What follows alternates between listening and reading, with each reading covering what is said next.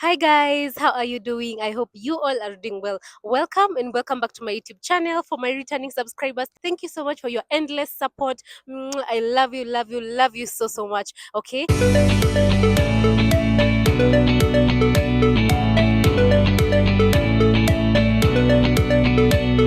So this is Therapy with Wanjiru, a channel that I created for mental health awareness and everything to do with mental health. So today I have a very interesting topic that I would love us to have insights about, and that is a mental illness that maybe is not really common among us people, and many people don't know that it exists. Okay, so today we're going to be talking about schizophrenia.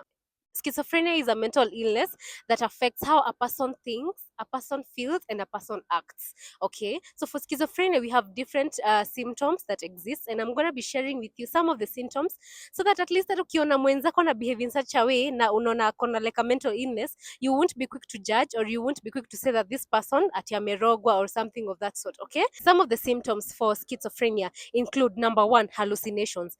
And I'm going to be explaining what hallucinations are. I'm going to be explaining some of the symptoms kadhaa zenye zinakuanga basically kwa schizophrenia. Number one, hallucinations. Number two, we have delusions. Okay, I'll also educate you about a bit about delusions and some of the delusions zenye tunakuanga nazo. The zenye ziko, sorry. Some of the delusions zenye ziko. Number three, bizarre behaviors are also part of schizophrenia. Okay, so for hallucinations, unapata that they affect our senses. And how many senses do we have? We have five. For hallucinations, they tend to affect our senses. Okay, so unapatanga kuna number one, auditory hallucinations. For auditory hallucinations, unapata huyu mtu anasikia vitu zenye haziko, like anaweza kuwa tu amekaa hivyo. It's because of the illness, it's not voluntary, it's involuntary. Unapata huyu msee anafanya nini? Anasikia vitu ambazo haziko. Okay, we also have visual hallucinations whereby mtu anaona vitu ambavyo they don't exist, vitu zenye hazi exist at all. So we have tactile. So for tactile hallucination, tactile basically deals with the touch, sense of touch. So unapata una feel that probably una feel ni kama vitu zinakutembelea kwa skin, you know, vitu kama hizo. So that is tactile hallucinations. Number four, we have gustatory hallucinations. Gustatory is where you feel like a different taste in your mouth. Gustatory is all about the mouth, okay, the taste.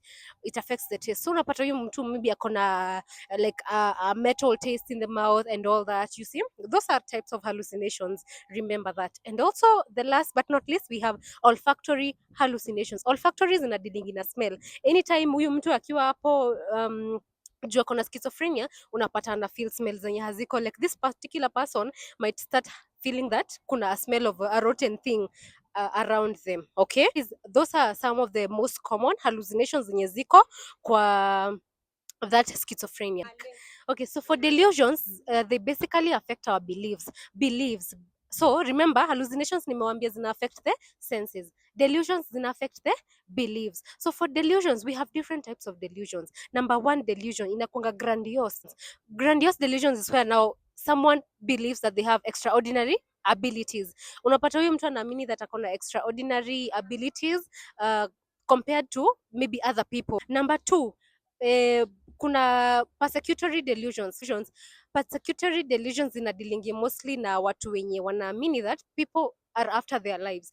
Yani there are people that are after them, there are people that want to kill them.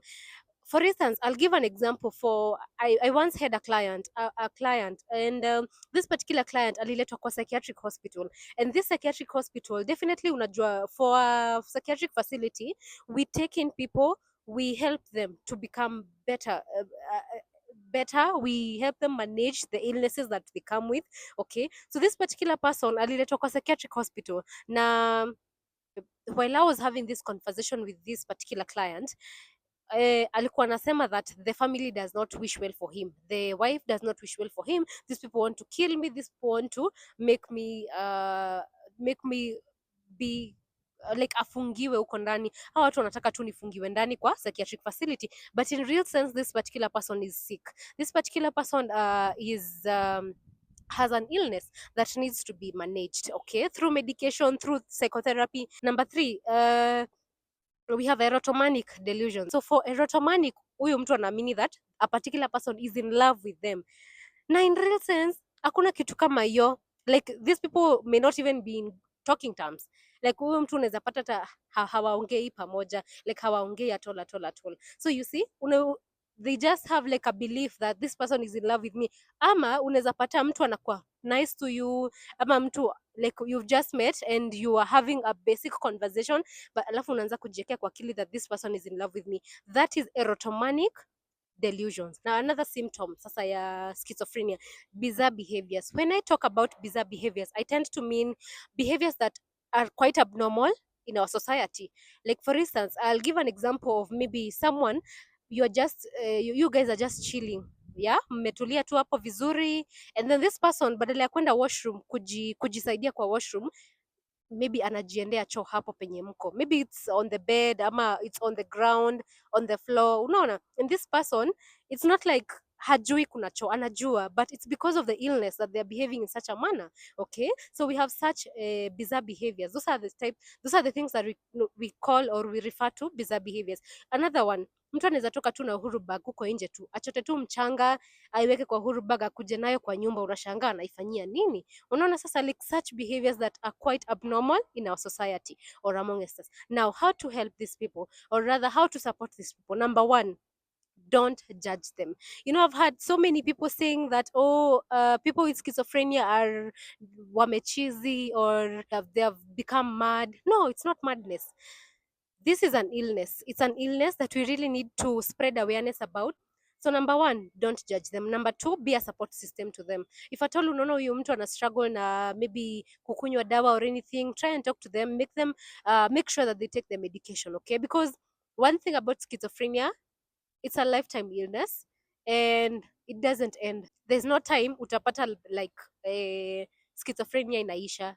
Yeah, so what you basically do, you just have to manage it. You just have to manage it, and by managing it, I mean attending your psychotherapy sessions, taking your medications faithfully. Unajua medication lazima, so that you can be able to manage those symptoms that come along with schizophrenia. I've had a client who has actually been sick with schizophrenia for more than 20 years. I think she was diagnosed, and then sasa ndio around 2002 hapo hivyo, and right now I can attest to it that she still has schizophrenia. So those are about like 21 years or 22 years hapo sasa.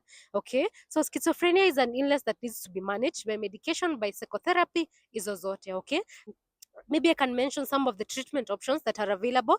Number one, I've talked about it, I've said psychotherapy. Psychotherapy is basically counseling. Unampeleka kwa therapy sessions unampeleka kwa therapy sessions and you make sure that they follow up their sessions vizuri na counselor wake. Number two, medication. Medication is a very vital factor, especially when it comes to things like schizophrenia, bipolar, all these psychotic illnesses. Okay. Remember, schizophrenia is a psychotic illness, and for psychotic illnesses, they need to be managed by medication.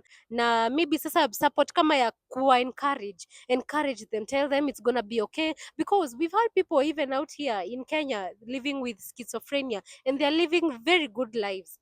Hawateseki, they're living good lives, they are taking their medications very well, and you know, so on and so forth. You can live a fulfilling life even when you have schizophrenia. So that has been the session for today. I hope you've learned something about schizophrenia. Remember, hii si kurogwa na hii si ati ameenda akafanyiwa mazingaombwe huko nje. No, it's an illness that we need to spread awareness about, and we also need to help those who are sick with that particular illness. So, thank you so much for being a loyal viewer. Thank you so much. I hope we all have learned something about schizophrenia. So stay tuned till our next video. Thank you so much. Bye.